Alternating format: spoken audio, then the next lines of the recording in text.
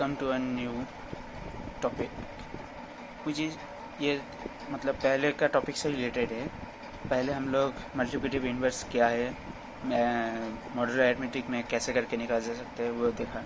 अब हम लोग देखेंगे वो मतलब एक एक करके पुट करने से अच्छा मतलब डायरेक्ट कैसे निकाला जा सकता है मल्टीप्लिकेटिव इन्वर्स, वही हम लोग यहाँ पर यूज़ करेंगे, मतलब एल्गोरिदम को देखेंगे।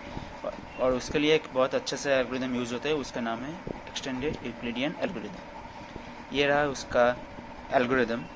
मतलब अगर हम लोग कोई भी इन्वर्स फाइंड करना चाहते हैं बी अंडर मॉड्यूलो एम, तो फिर पहले हम लोग 6 कॉलम का टेबल लेगा, उसमें A1 A2 A3, उसके बाद और वो कॉलम में ये इनिशियल वैल्यू हम लोग पुट करेंगे, और B1 B2 B3 उसमें ये इनिशियल वैल्यू पुट करेंगे।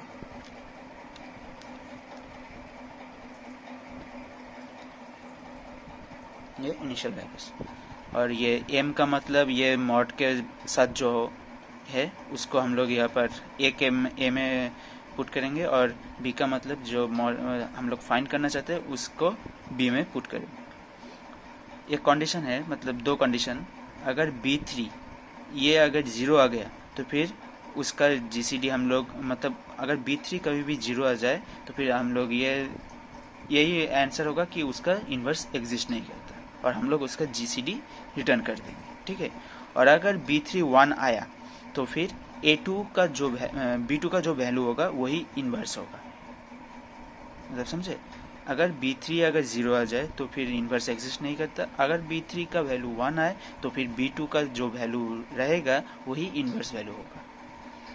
और ये यहाँ पर मतलब हम लोग फ्लोरिंग कर रहे हैं, मतलब A3 को B3 से जब डिवाइड करेंगे तो फिर जब अगर पॉइंट में अगर वैल्यू आ जाए तो फिर पॉइंट को हम लोग नहीं लेंगे।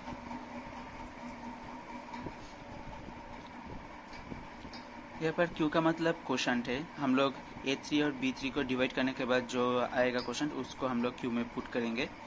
उसके बाद स्टेप 5 में हम लोग मतलब पहले तो हम लोग ये कैलकुलेट कर लेंगे, मतलब T1 T2 T3 एक टेम्पोररी हम लोग वेरिएबल लिए, उसके अंदर हम लोग A1 into Q into B1, मतलब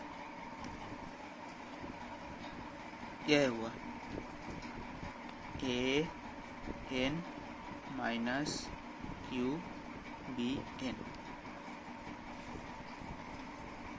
A का वैल्यू हम लोग माइनस करेंगे कहाँ से, Q इंटू B का कॉलम से, मतलब B कॉलम में जो वैल्यू होगा उसको हम लोग क्वोशंट से मल्टीप्लाई करेंगे और उसको माइनस कर देंगे AN से, मतलब A का कॉलम से। ऐसे करके तीनों कॉलम है तो फिर तीनों बार हम लोग ऐसे करके माइनस करेंगे।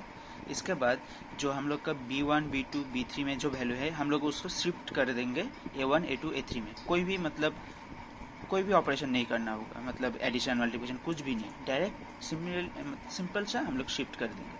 और शिफ्ट करने के बाद जब B1 B2 B3 अब तो ये खाली हो जाएगा, मतलब ये पहले तो इनिशियल में तो ये रहेगा, उसके बाद हम लोग क्वोशंट निकालेंगे। अगर क्वेश्चन निकलने के बाद ये हम लोग टेम्पोररी वेरिएबल लेंगे, उसके अंदर ये हम लोग पुट कर देंगे, ठीक है। उसके बाद हम लोग शिफ्टिंग करेंगे, B का वैल्यू A में शिफ्ट कर देंगे। उसके बाद जब B खाली हो जाएगा वो B में हम लोग ये जो यहाँ पर कैलकुलेशन किया उसको पुट कर देंगे। ऐसे करके हम लोग का लूप कंटिन्यू होता रहेगा जब तक B का वैल्यू 1 नहीं आए।